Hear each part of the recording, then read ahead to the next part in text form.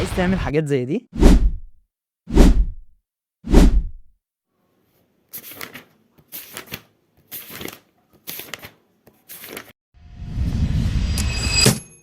كمل معايا الفيديو.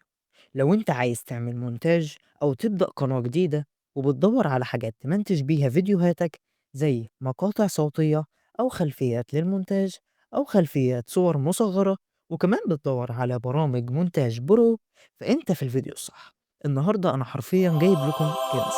كل اللي عليك انك تتابع معايا الفيديو، وقبل ما نبدأ اتمنى منك ما تنساش اللايك والاشتراك علشان تستفاد بحاجات تانية كتير. شوف يا صديقي، كل الحاجات اللي انت شفتها في الفيديو ديت واكتر بمليون مرة في قناة التليجرام اللي انا هسيب لكم اللينك بتاعها في الوصف، وخليك معايا علشان اوريك حاجات من اللي في القناة. ودوت اول حاجة هنبدأ بيها وهي اهم حاجة، الخلفيات للمونتاج. اي خلفية ممكن تتخيلها انا هوريها لك دلوقتي، شوف معايا.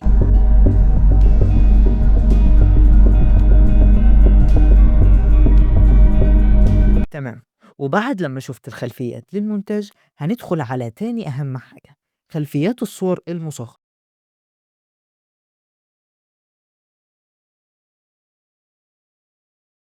وتالت حاجة وأهم حاجة هي الvoice over أو المقاطع الصوتية القصيرة، وصدّقني من غيرها الفيديوهات بتاعتك عمرها ما هتطلع ترند. شوف معايا.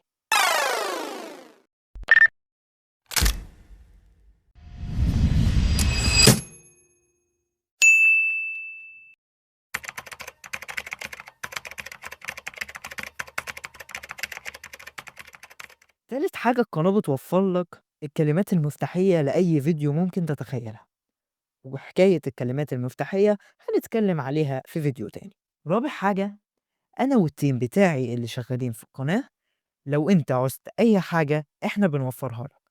وهنزّلها على القناة علشان الكل يستفاد. يعني أنت لو عايز صورة مصغّرة معيّنة، أنا هانزّلها على القناة علشان كلّنا نستفاد. وأهم حاجة ما تنساش تشيّر الفيديو، وما تنساش اللايك والاشتراك، والسلام.